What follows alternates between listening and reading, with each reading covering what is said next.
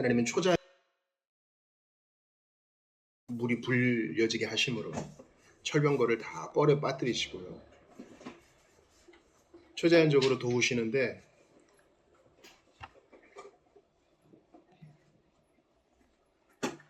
나 몰라라 하는 자들이 있다는 것이죠. 이래서는 안 됩니다. 우리가 여러분 사도신경 할 때요. 나는 성도의 교제를 믿습니다 할 때 성도의 교제라는 것은요. 뭐 드실래요? 커피 드실래요? 저는 녹차예요. 이런 게 성도의 교제가 아닙니다. 그것도 포함되지만 더 넓은 개념이에요. 함께 accountability, 책임을 지는 것입니다. 공동 출자에 대한 책임을 지는 것이 본래 어원이에요. 그래서 이 성도는 싸우고 있는데 그 나만 아니면 돼. 그게 아닙니다. 우리가 바쁜 삶을 살면서도 그 지체를 떠올리며 함께 책임을 지는 것입니다. 함께 싸우는 것, 이게 바로 바른 영적 전쟁이죠. 예수님이 우리의 부르심을 외면하지 않으신 것처럼 우리도 그래야 된다. 그러할 때 하나님께서 승리를 주시죠. 예수 믿는 신앙은요. 예수 믿는 사람은 뭐 하면 안 돼, 뭐 하면 안 돼, 뭐 하면 안 돼. 이런 규칙들의 나열이 아닙니다. 예수 믿는 신앙은 훨씬 더 좋은 거예요. 놀라운 거예요. 감탄하는 거예요. 경탄하는 것입니다. 그것은 복된 삶이에요. 노래하는 삶입니다. 기뻐 뛰는 축제입니다. 드보라의 노래, 한나의 노래, 마리아의 노래, 모세의 노래를 보세요. 우리 주님은 노래하게 하시는 분입니다. 요한계시록에 보좌에 앉으신 이에게 영광을 돌리는 그 내생물과 장로들과 14만 4천의 노래를 들어보세요. 예수 믿는 신앙은 단순히 설명만으로 다 할 수 없는 아름다움이에요. 아버지의 노래를 듣고 우리도 반응하는 것입니다. 그 복됨을 여러분이 꼭 체험하실 수 있기를 바라요.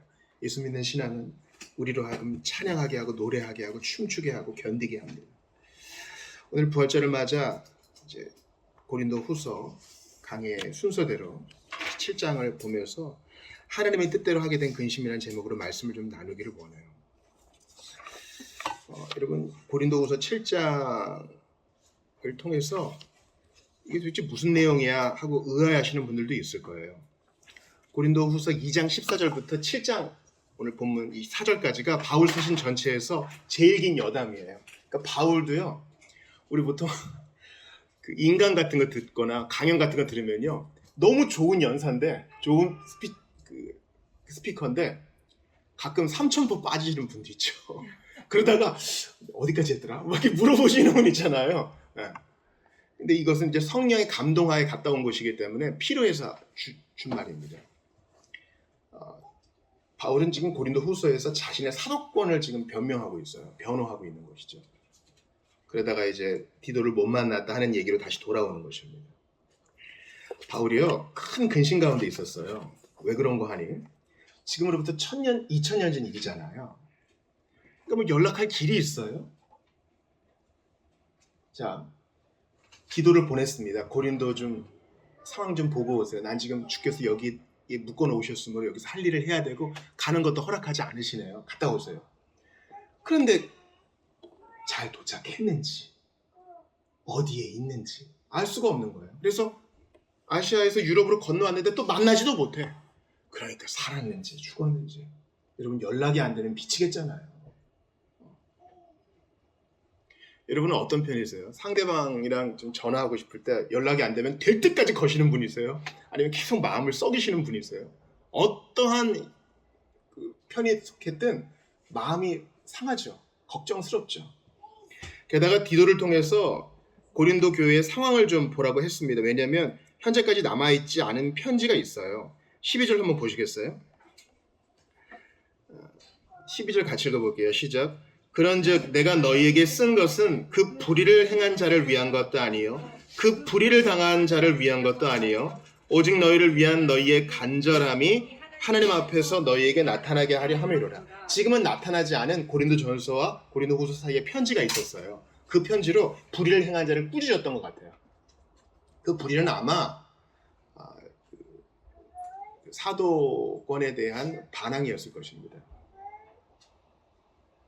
그래서 편지를 경책했는데 매우 엄한 편지였어요. 그래서 바울이 걱정스러워요. 혹시 상처받았을까 봐.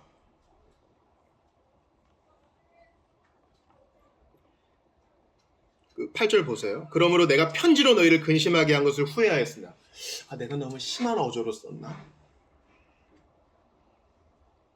지금은 후회하지 아니하면 그 편지가 너희로 잠시만 근심하게 한 줄을 압니다. 그 편지 때문에 고린도 교회 성도들이 맞아. 이렇게 불의를 행한 자를 우리가 가만두면 안 된다. 먼저 근신하고 그 사람을 경책하고 제대로 치리했겠죠. 근데 이 소식을 듣기까지는 편지가 오든지 디도를 만나든지 해야 되는데 시간이 걸렸다는 거예요. 그러니까 근심했던 겁니다. 속이 상했던 거예요. 여러분께 제가 진실을 말씀드릴게요. 여러분, 예수 믿는 신앙은요, 근심을 제거해 주지 않아요. 예수 믿은 지 얼마 안 됐을 때는 근심이 없는 것 같을 때가 있어요. 그러나 정신을 차려야 됩니다. 우리가 가끔 아이를 보면요, 가끔 어른들 부러우실 때 있죠. 야, 넌 좋겠다. 넌 좋겠다. 나가서 일 안 해도 되고 세상 걱정 다 안 짊어져도 되고 넌 좋겠다. 그냥 먹여주는 거 먹으면 되고 입혀주는 거 입으면 되고 잘 때 자면 되고 넌 좋겠다. 그러나 요즘 아이들도 사는 게 힘들죠. 자라가면서 아이들도 이제 스트레스를 받습니다. 학원을 다녀야 되고 필요한 걸 배워야 되고 권위에 순종하는 것도 배워야 되고 얼마나 익힐 게 많아요. 인생은요, 아담과 하와의 타락으로부터 시작돼서 고달퍼요. 가시덤불과 엉겅퀴가 난 것은 우리 인생에도 마찬가지입니다. 사는 게 쉽지 않아요.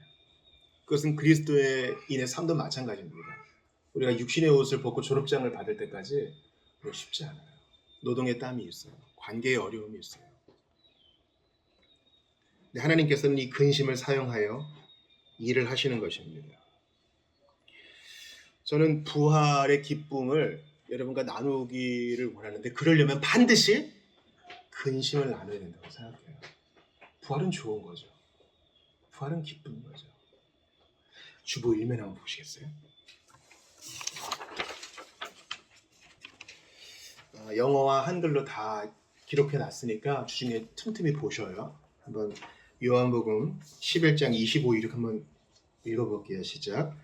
예수께서 이르시되 나는 부활이요 생명이니 나를 믿는 자는 죽어도 살겠고 무릇 살아서 나를 믿는 자는 영원히 죽지 아니하리니 이것을 네가 믿느냐. 이거 예수님이 누구한테 하신 말씀이에요? 누구한테 하신 말씀이에요? 마르다한테. 오빠가 죽었어. 나사로가 죽었어. 예수님 좀 빨리 와주면 좋겠는데 빨리 또 안 와. 장례 다 끝날 쯤에 오는 거예요. 이제 시간 지나가지고 부패가 이미 시작됐을 때 오는 거라고요. 그러니까 근심해요. 이 근심이 있어야 부활의 기쁨을 맛볼 수 있는 거예요. 참 놀랍게도요. 예수님은 줄곧 이런 방법을 쓰셔요. 우리한테 한 번에 빡 주면 좋은데 그렇게 안 해요. 요한복음에도 그러죠. 지금은 너희가 근심하라. 나를 다시 보리니. 너희 마음이 기쁠 것이요 너희 기쁨을 빼앗을 자가 없으리라. 그 전에는 근심이 있어요. 하나님은요, 근심케 하셔요. 그리고 그 근심으로 말미암아 부활의 능력을 경험하게 하세요.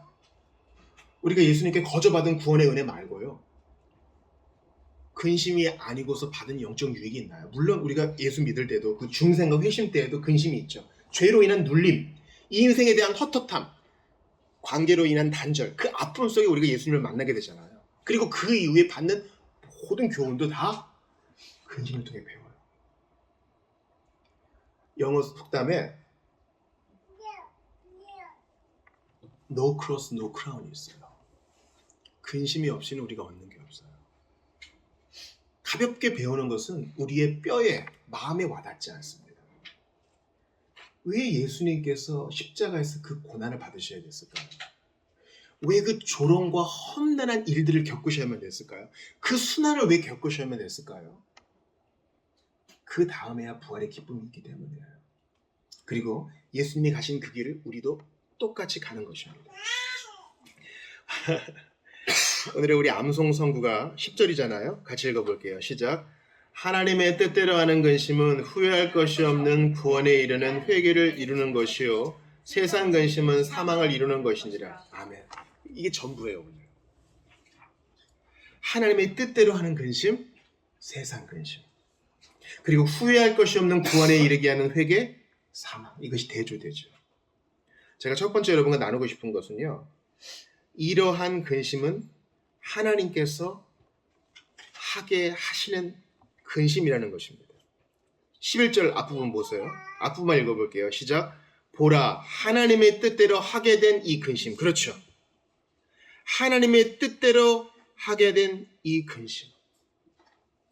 그러니까 이건 하나님이 작정하신 것일 수도 있고 허용하신 것일 수도 있어요.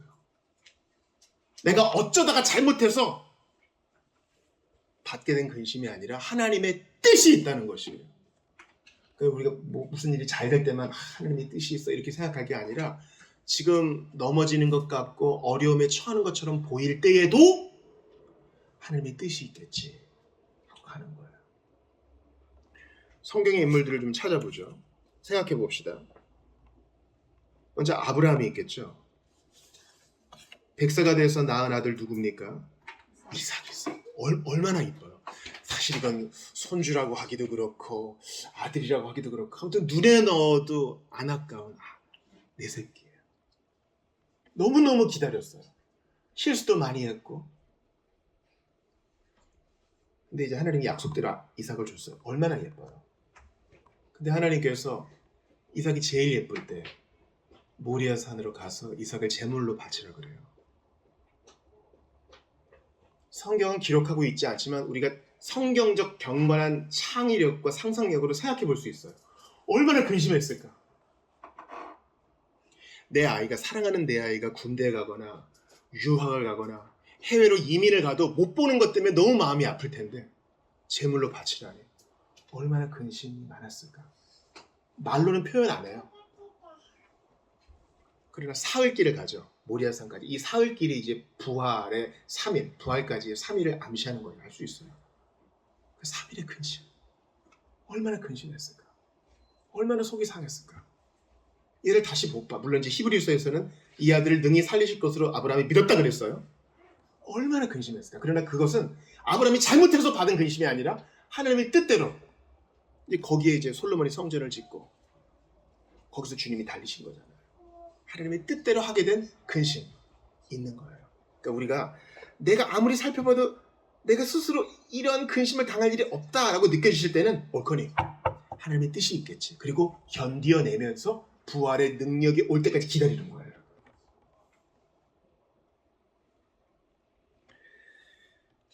나오미와 룻도 마찬가지입니다. 여러분 룻 아시죠? 모압 여인인데 다윗의 조상이에요. 예수님의 조상이죠. 마태복음의 족보에 나와요. 룻이 무슨 특별한 잘못을 해서 자기 남편이 죽은 게 아니에요. 이건 모르는 거예요. 신비의 영역이죠.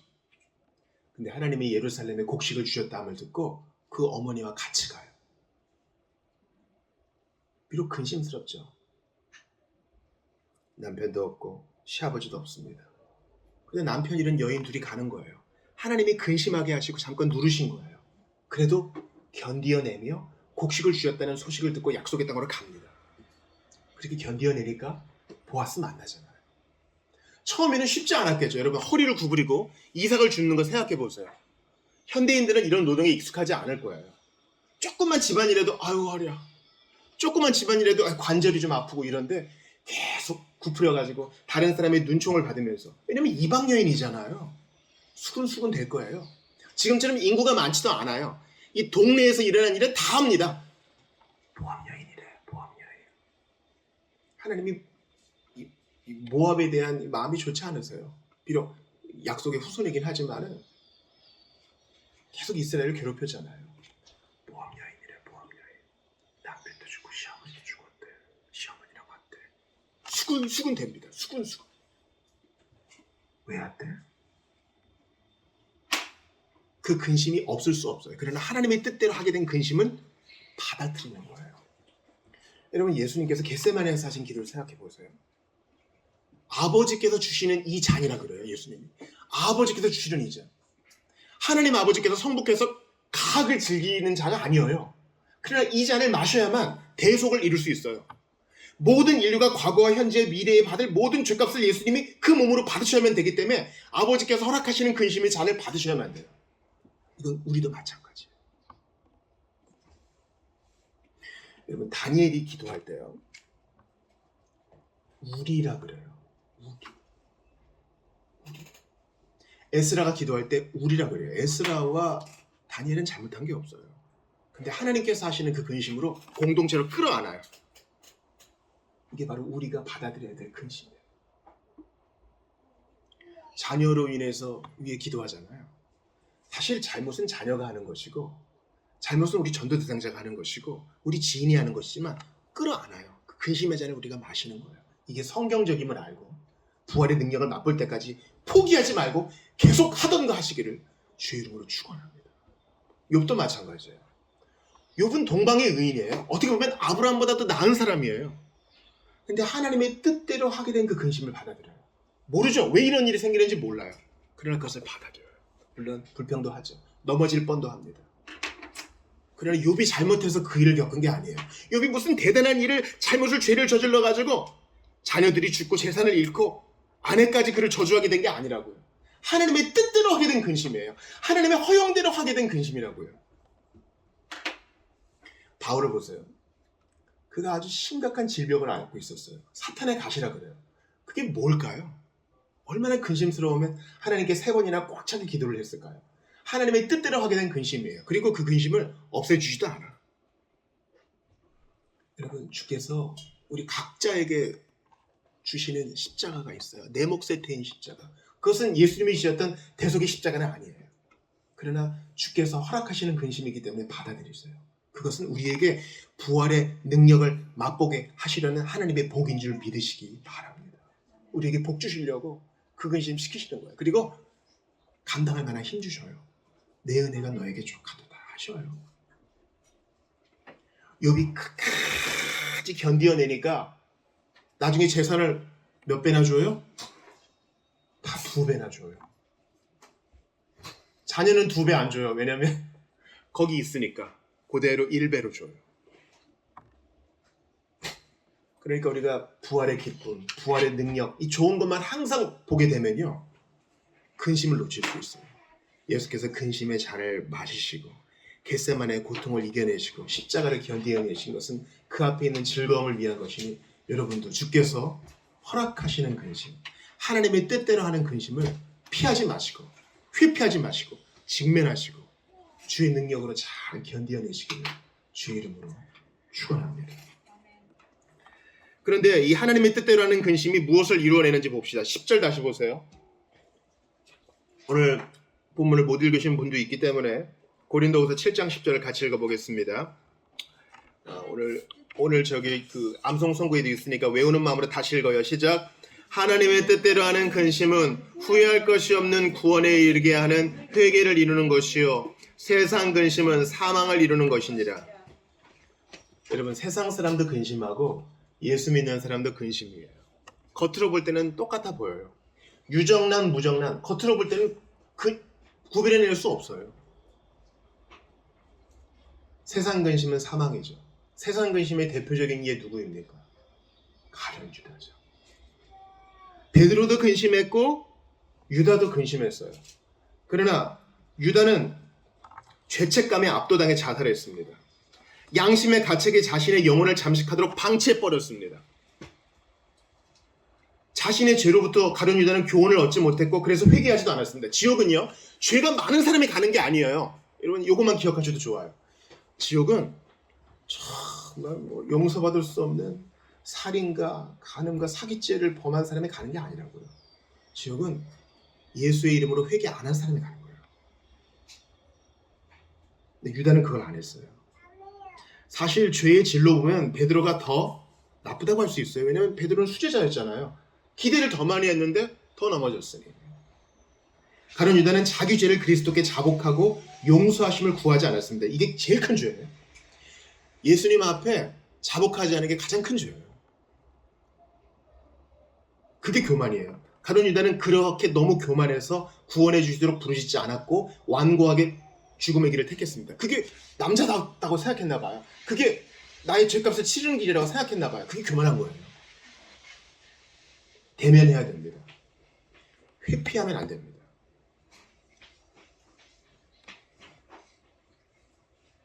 당신의 주께 구해야 되는 것입니다. 반대로 하나님의 뜻대로 하는 근심은 무엇을 이루어냅니까?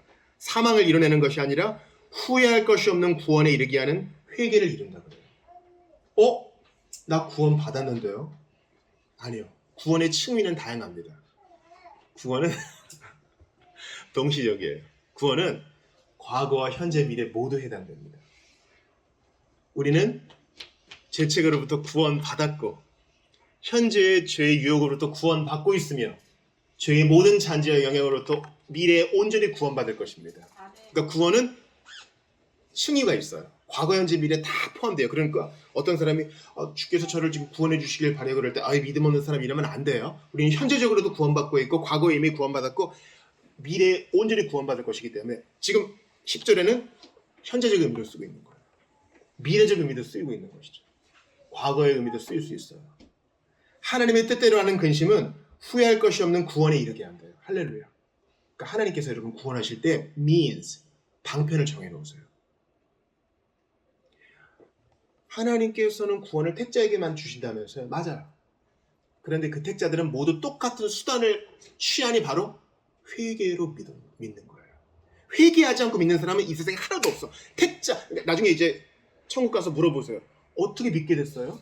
어떻게 구원받았어요? 회개하게 됐어요. 근데 이 회개는요, 잘 들으세요. 고통스러운 상황에 대한 고민이나 그러한 일이 일어난 데 대한 유감 수준이 아닙니다. 회개를 절대 감정 수준으로 치부하지 마셔요. 우리 적은 회중들이지만 MBTI 다 다르잖아요. 어떤 사람은 T고 어떤 사람은 F입니다. 어떤 사람은 많이 울고 어떤 사람은 그게 울 일이야? 합니다. 그렇다고 콧물 눈물 흘리는 사람이 회개를 많이 한 것도 아니요. 무덤덤한 사람이 회개 안 한 것도 아닙니다. 회개는 방향 전환이에요.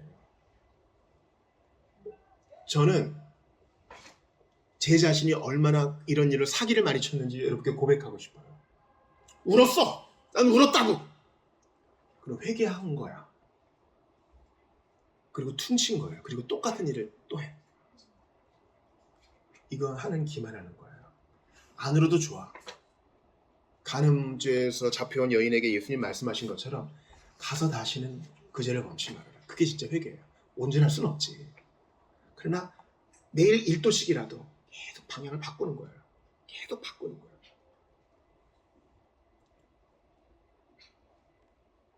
경건한 회개는 개인이 죄악에서 돌이켜 하나님의 길로 나아가는 전인적인 차원의 재방향 설정을 의미합니다. 그것이 방향전환인 것을 기억하세요. 한 개인이 자신의 방향을 바꿀 수밖에 없도록 만드는 슬픔을 하나님께서 물론 원하십니다. 그 죄를 미워하게 하시고 슬퍼하게 하시고 그것은 우리 생각을 마비시키거나 분개하도록 만드는 슬픔이 아닙니다. 자, 여러분 11절 보세요. 이제 고린도 교인들이 바울의 편지 때문에 진짜 회개하면서 잘못한 사람을 징계하면서 그들이 회개합니다. 어떻게 해요? 11절 보세요. 너희를 얼마나 간절하게 하며 이렇게 살면 안 되겠구나. 또 얼마나 변증하게 하며 변증이란 말은 믿음을 변호하는 거예요. 지성을 사용하죠. 또 얼마나 분하게 하며 우리 안에 이런 죄가 있었다니 혐오하는 거예요. 다 회개에 포함되죠. 또 얼마나 두렵게 하며 하나님을 경외하는 거예요. 또 얼마나 사모하게 하며 하나님의 은혜를 사모해요. 열심과 의지적과 감정적인 측면이죠. 또 얼마나 열심 있게 하며 얼마나 벌하게 하였는가. 전인격적인 거예요. 회개는. 하나님의 뜻대로 하는 근심이 아니면 제가 장담할게요. 이러한 회개에 이르지 못해요. 말로 해서 들어야 되는데 내 인생을 보니까 안 그렇더라고요. 그러니까 하나님의 뜻대로 하는 근심은 후회할 것이 없는 구원에 이르게 하는 믿음을 이루는 것이요. 나 같으면 이렇게 쓰고 싶어. 믿음을 이루는 것이요. 그러나 여러분께 도전합니다. 회개 없는 믿음은 가짜예요. 내가 예수를 믿었노라 해놓고 과거의 삶에서 조금이라도 안 돌이키려고 그런다면 그건 가짜라고요. 예수님과 세례 요한의 첫 복음의 메시지가 뭐라고요? 회개하라. 천국이 가까웠습니다. 하나님의 나라가 지금 임하고 있으니 지금의 살던 죄악의 길에서 돌아서라.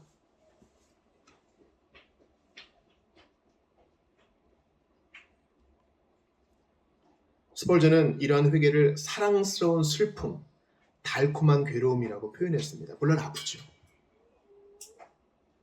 그러나 이 아픔과 괴로움을 통해서 우리는 참 자유에 이르는 것입니다. 십자가를 통해 온전한 부활의 기쁨에 이르는 것처럼 주님께서 우리를 잠시 근심하게 하시면 본심이 아니요 우리로 하여금 구원의 즐거움을 누리게 하려 함입니다. 우리가 보통 사랑장 하면은 고린도전서 13장 하고 부활장 하면 고린도전서 15장 하잖아요. 회개장은 뭐가 있을까요?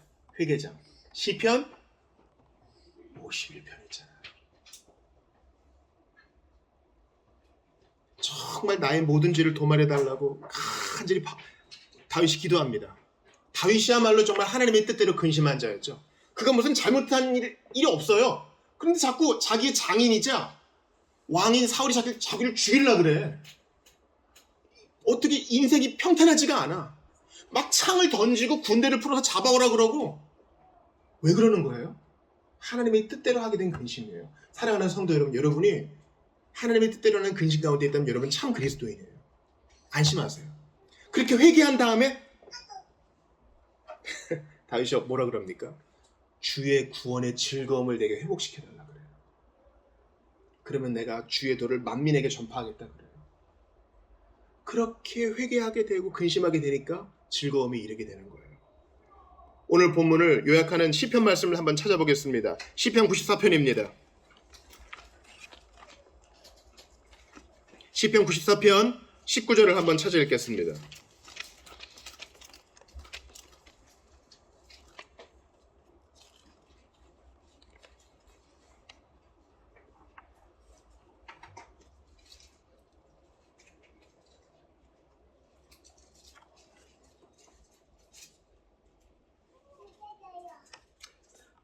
시편 94편 19절입니다. 이게 바로 부활신앙을 요약하는 것이요. 오늘 본문을 요약하는 것이요. 우리가 이 부활절에 받은 메시지라 믿습니다. 이건 부활신앙이 아니고는 도저히 해석해낼 수 없는 본문이에요. 같이 읽습니다. 시편 94편 19절 시9419예요. 구약성경이 있어요. 구약성경 시편 94편 19절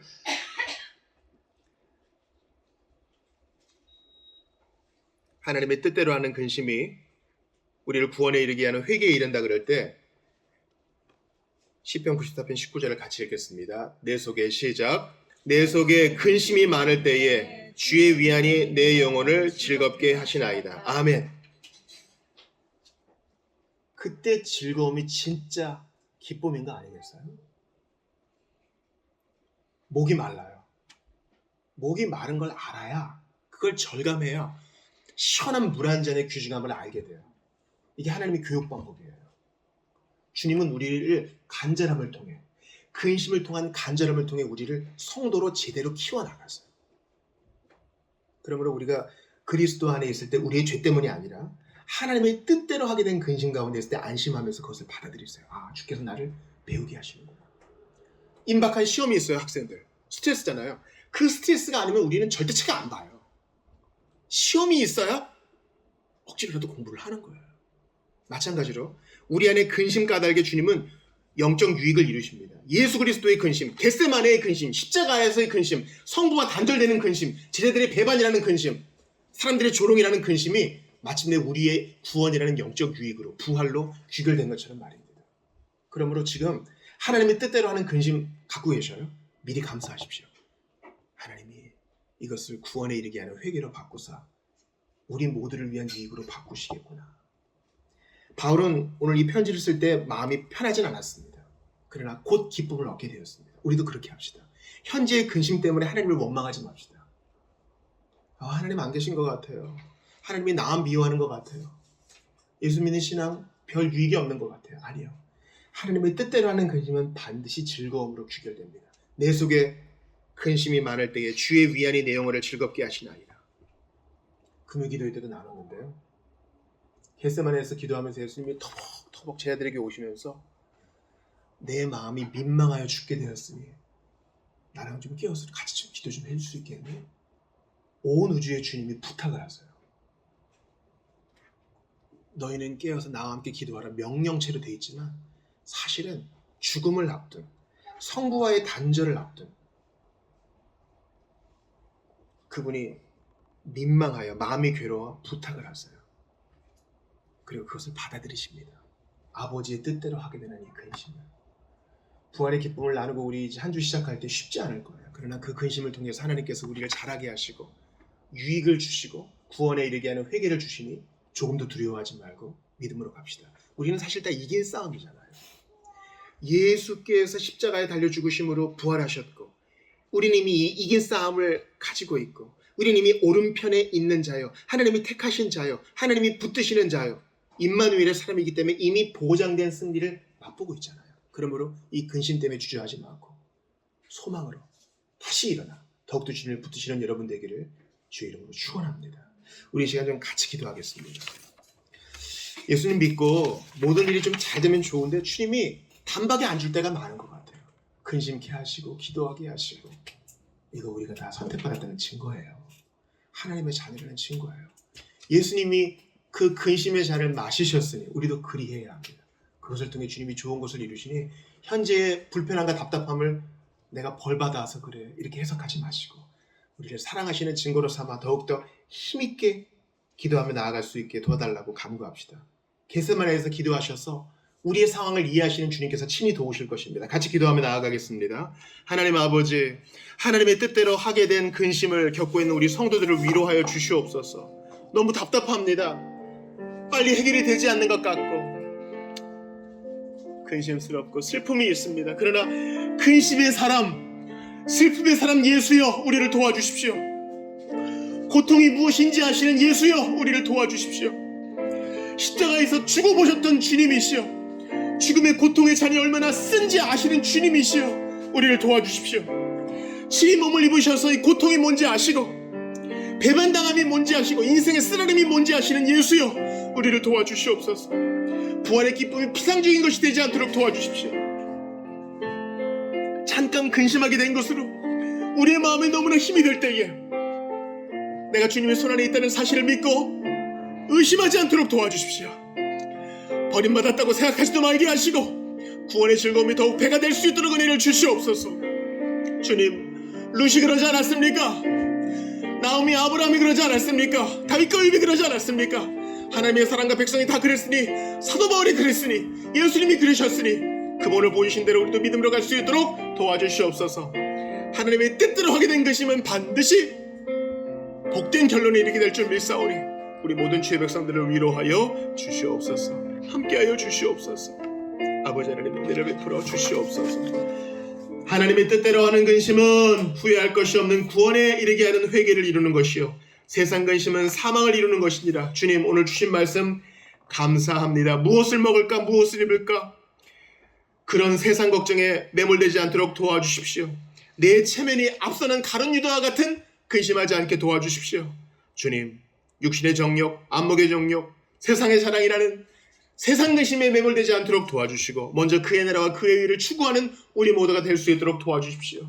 다윗이 그랬고 욥이 그랬고 룻과 나오미와 아브라함이 그랬으니 우리가 하나님의 뜻대로는 근심을 갖고 있다면 바르게 있는 것이라 안심할 수 있도록 도와주시고 기다리고 인내하는 일에 지치지 않도록 도와주십시오. 겟세마네의 고통과 십자가의 그 죽음의 잔의 쓴맛을 아시는 예수님 저희를 도와주시옵소서. 마침내 부활의 기쁨을 맛볼 수 있도록 그 부활의 기쁨이 현저적이 될 수 있도록 도와주시옵소서. 후회할 것이 없는 구원에 이르는 회개에 이르긴다 하셨으니 방향전환이 계속 이루어질 수 있도록 주님을 위하여 하나님 나라 위하여 살 수 있는 우리 모두가 될 수 있도록 도와주시옵소서. 부활로 죽음을 이기신 우리 구주 예수 그리스도의 이름으로 기도드리옵나이다. 아멘.